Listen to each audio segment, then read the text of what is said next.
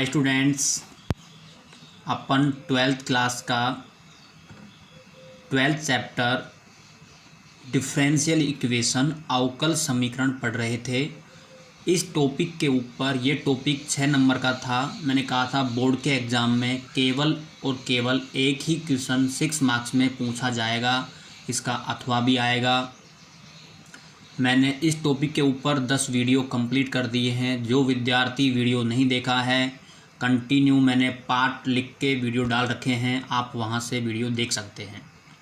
ठीक है, यानी इस टॉपिक का ये लास्ट वीडियो होगा, पार्ट 11, यानी कि लास्ट टॉपिक बर्नौली समीकरण, यानी कि LDE लीनियर डिफरेंशियल इक्वेशन रैखिक अवकल समीकरण में कन्वर्ट होगी कुछ स्टेप के बाद, वो कहलाती है बर्नौली समीकरण। यानी कि अथवा के नीचे वाला क्वेश्चन मोस्टली पार्ट 9, 10 और 11 से ही 100% पूछा जाएगा। यानी मैंने बता दिया है, जितने भी मैंने इम्पोर्टेंट क्वेश्चन किए हैं या आप अच्छे से सोल्व कर लें, 100% आपके 6 नंबर कंप्लीट हो जाएंगे। इनके बाहर क्वेश्चन नहीं आता है। ठीक है बेटा, तो अपन आपके सामने क्वेश्चन नंबर 4 और क्वेश्चन नंबर 5 राइट किए हैं। पिछले वीडियो में मैंने बर्नौली समीकरण के 3 क्वेश्चन सोल्व कर दिए थे।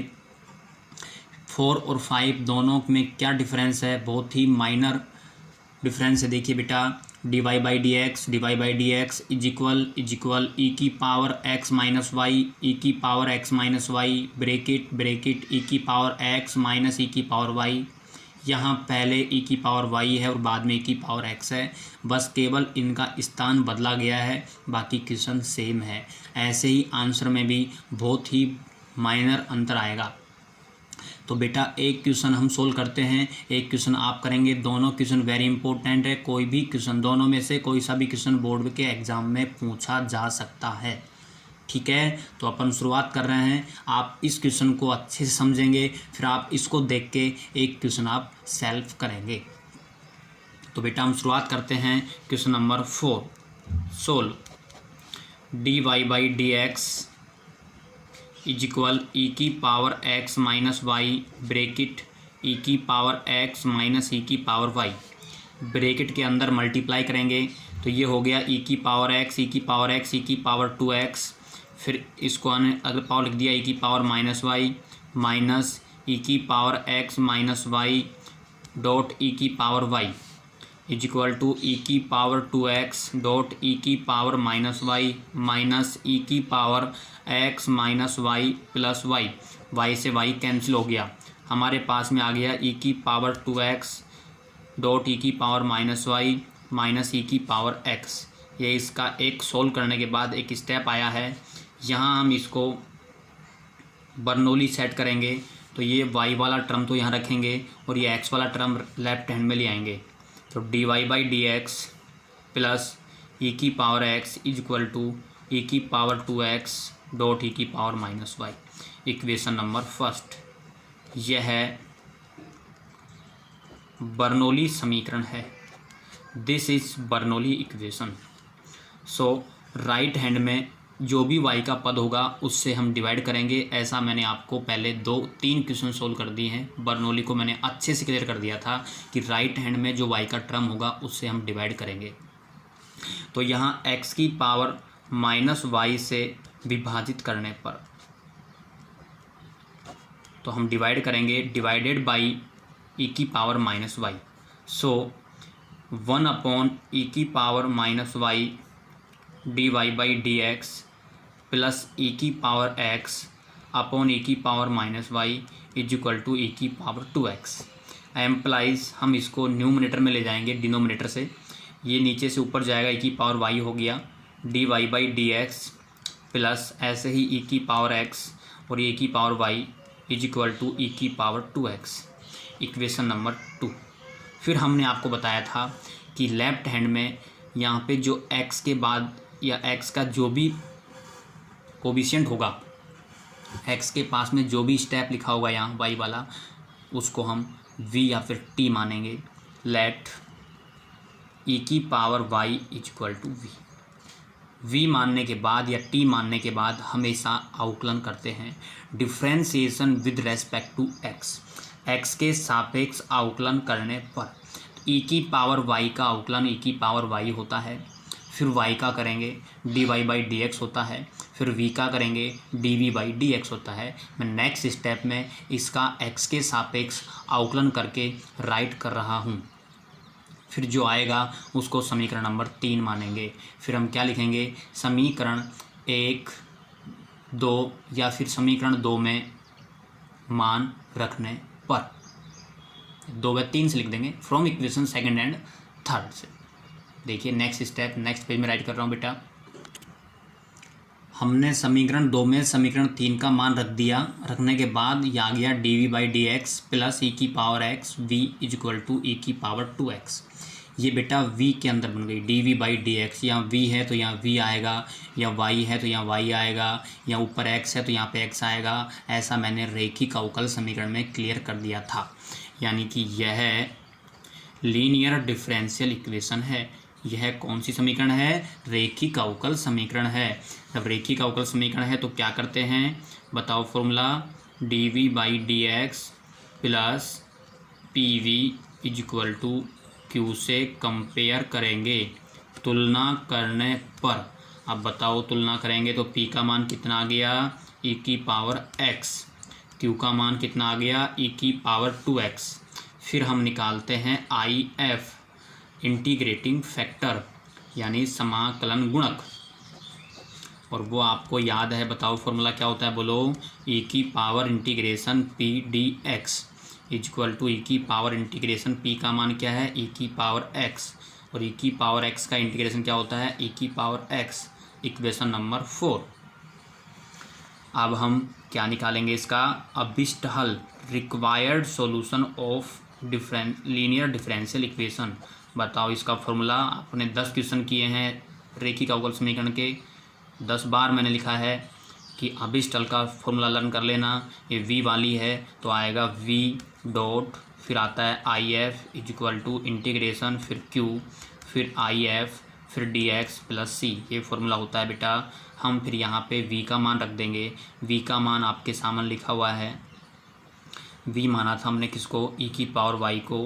IF भी लिखा हुआ है, e की power x is equal to q भी लिखा हुआ है, e की पावर 2x। IF e की power x dx plus c।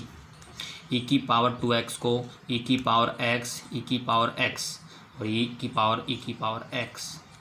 ऐसा क्वेश्चन 9.2 में आ चुका है। हम किसको t मानेंगे, e की पावर x को t मानेंगे। फिर हम इसका डिफ्रेंसिएशन करेंगे। बताओ e की पावर x का डिफ्रेंसिएशन, e की power x dx is equal to dt। तो इस e की पावर x dx की जगह लिख देंगे बेटा dt, और इसकी जगह लिख देंगे t, और इसकी जगह लिख देंगे t, यानी सब्स्टिट्यूशन मेथड, प्रतिस्थापन विधि 9.2, 9 चैप्टर जो आपने पढ़ा था। तो मैं नेक्स्ट स्टेप राइट कर रहा हूँ न्यू पेज में।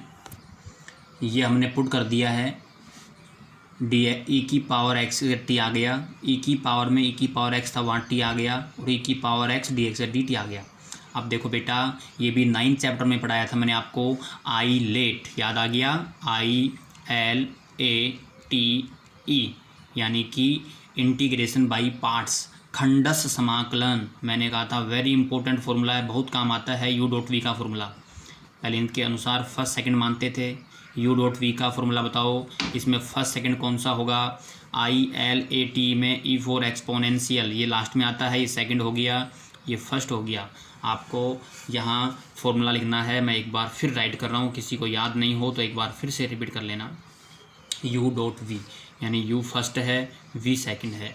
बताओ क्या आएगा बेटा, u डॉट वी का इंटीग्रेशन माइनस इंटीग्रेशन, u का डिफ्रेंसिएशन, फिर v का इंटीग्रेशन, और फिर बाहर dx।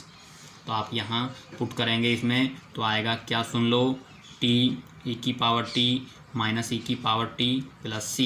मैंने पुट भी कर दिया है और राइट भी कर दिया है। क्या आएगा, t का मान रख देंगे e की पावर x, e की पावर e की पावर x, e की पावर e की पावर x प्लस c। यहाँ हम इसको डिवाइड कर देंगे किससे, e की पावर x यहाँ भी है, यहाँ भी है, यहाँ भी है, तो डिवाइड करने पे आएगा ई की power y is equal to e की power x minus 1 plus c upon e की पावर एक्स। ये इसका आ गया रिक्वायर्ड सॉल्यूशन, अभिष्ट हल। इसलिए क्वेश्चन वेरी वेरी इंपॉर्टेंट था, काफ़ी बड़ा क्वेश्चन है। 6 नंबर में ऐसे ही क्वेश्चन एग्जाम में पूछे जाते हैं।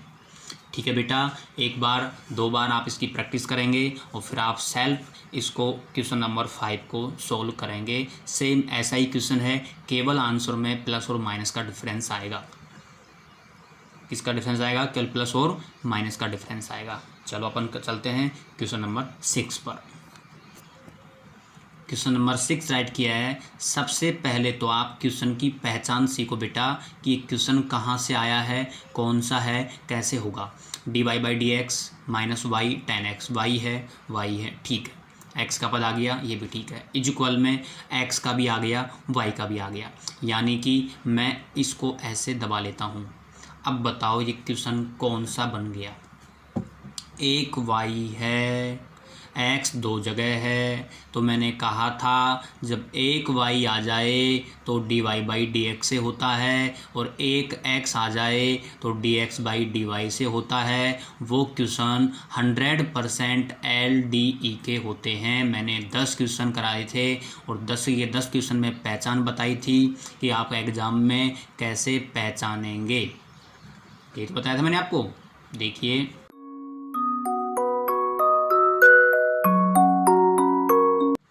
तो आप यहाँ पे बताएंगे ये है रेखिक अवकल समीकरण। और अब देखो बेटा, ये अब रेखिक नहीं है, ये रेखिक बनेगी। इसका मतलब ये है बर्नौली समीकरण। तो बर्नौली समीकरण के क्वेश्चन आप एग्ज़ाम में पहचान लेंगे ना। एग्ज़ाम में देखते ही पता लग जाएगा कि बर्नौली का क्वेश्चन है या रेखिक अवकल समीकरण का है। अच्छे से आप हर क्वेश्चन की पहचान सीखो ताकि एग्ज़ाम में किसी से भी क्वेश्चन रॉन्ग ना हो और 6 में से 6 मार्क्स आपको मिल जाएं। तो बेटा यहाँ पे हम इसको इक्वेशन नंबर 1 मान लेते हैं और हम लिख देंगे यह बर्नौली समीकरण है। जब बर्नौली समीकरण है तो हम उसको क्या करते हैं, राइट हैंड में x का जो पड़ोसी होता है उस पड़ोसी से डिवाइड करते हैं। तो हम यहाँ क्या लिखेंगे, y² से भाग देने पर divided by y² implies 1/y² d y by d x minus y/y² tan x is equal to minus sec x।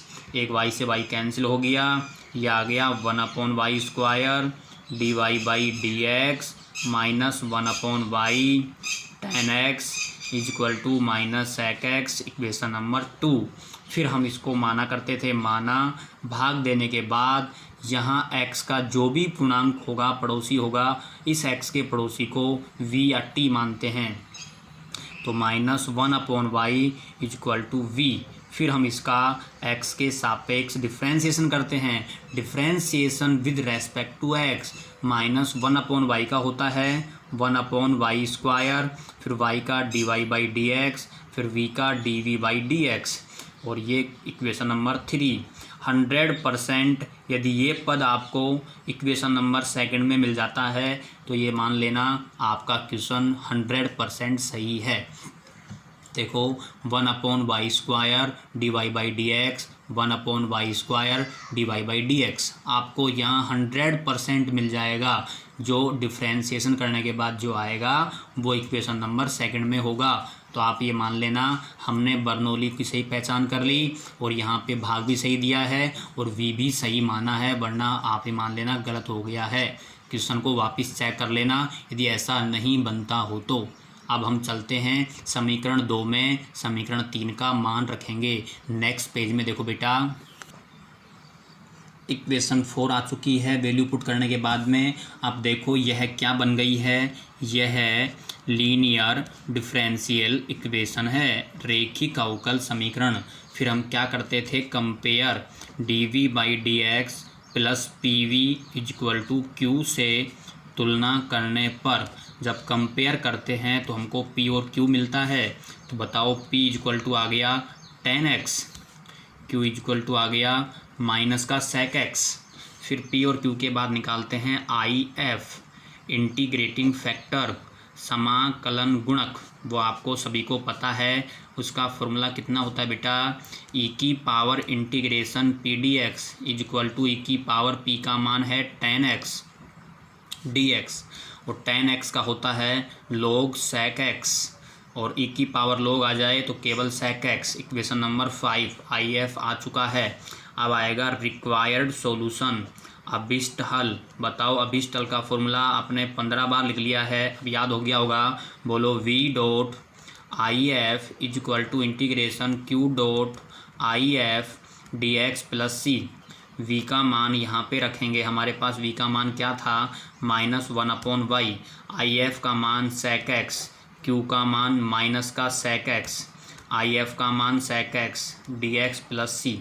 sec को sec से मल्टीप्लाई करेंगे, sec स्क्वायर एक्स का इंटीग्रेशन होता है 10x प्लस सी और माइनस का 1/y sec x। यहाँ से माइनस को बैठा देंगे, sec x को उठा देंगे तो 1/y is equal two plus का 10x upon sec x minus c upon sec x, underline कर देंगे।